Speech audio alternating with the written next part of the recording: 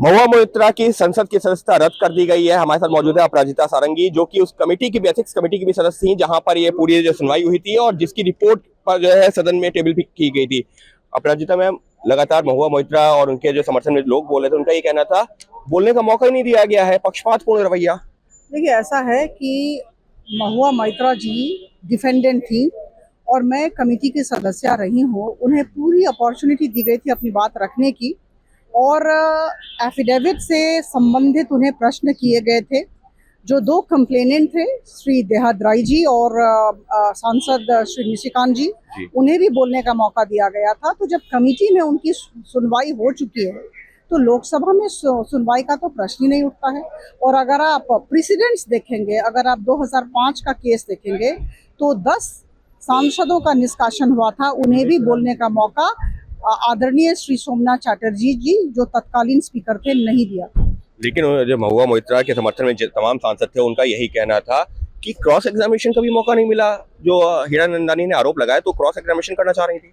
देखिए, ऐसा है कि वो एफिडेविट स्वर्न एफिडेविट थी, शपथ ली गई थी उस एफिडेविट को लेकर, और वो शपथ ली गई थी डिप्टी काउंसलर जनरल दुबई के सामने।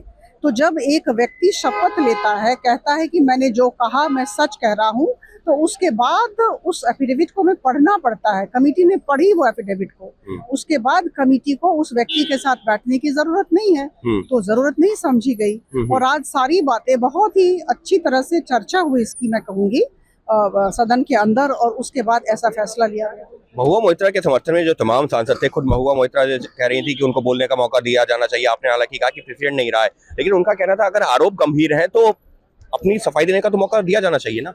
देखिए, वो बातें तो प्रिविलेजेस कमेटी में हो चुकी हैं जी, उन्हें काफी समय दिया गया।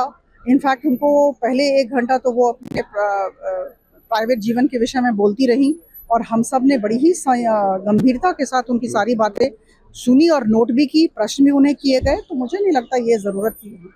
लेकिन बस एक आखिरी सवाल, किस आधार पर, क्योंकि जो है निष्कासन हो गया है, उनकी सदस्यता चली गई है, अगर आप 2-3 मेन पॉइंट बता दें कि रिपोर्ट में हालांकि टेबल हो चुकी है, पब्लिक डोमेन में आ चुकी है, लेकिन 3-4 मुख्य पॉइंट किसके आधार पर रहेगी? देखिए, 2 मुख्य बिंदु रहे हैं। प्रथम, उनका निष्कासन, इसका प्रस्ताव हम सब ने दिया था। और दूसरा, मैं कह दूं कि जहां कैश फॉर क्वेरी की बात है, तो parliamentary standing committee on privileges and ethics की परिधि के अंदर वो एक जो तफ्तीश होती है कैश फॉर क्वेरी के लिए, वो नहीं आती है। तो इसलिए हमने कहा था कि कोई भी जो एप्रोप्रिएट, जो उचित इन्वेस्टिगेटिंग एजेंसी है, जिसे सरकार सही समझती है, उसे यह दायित्व दिया जाए। तो ये 2 बड़े रिकमेंडेशन थे। ये 2 बड़े रिकमेंडेशन थे कि, और रिपोर्ट में ये भी कहा गया है कि जिस तरीके से महुआ मोइत्रा के ऊपर आरोप है कि उन्होंने अपना लॉगिन जो है किसी और व्यक्ति को दिया, जो कि दुबई में बैठा था, 47 बार वहां से लॉगिन किया गया। महुआ मोइत्रा के लॉगिन से जो 61 सवाल पूछे गए, उसमें से 50 अडानी ग्रुप को लेकर के थे। ये तमाम चीजों का जिक्र है इस रिपोर्ट में। उसी आधार पर महुआ मोइत्रा का जो गुनाह है, जो आरोप है, वो काफी गंभीर है, और उन्हीं को जो है सत्य मानते हुए कमेटी ने अपना सुझाव दिया था, जिसको सदन ने अडॉप्ट किया। यानी कि लोकसभा से संसद की सदस्यता रद्द करने की जो सिफारिश की गई थी, उसको सदन ने मान लिया है, और अब महुआ मोइत्रा की संसद की सदस्यता रद्द हो चुकी है। अंकित गुप्ता, ABP न्यूज़, दिल्ली।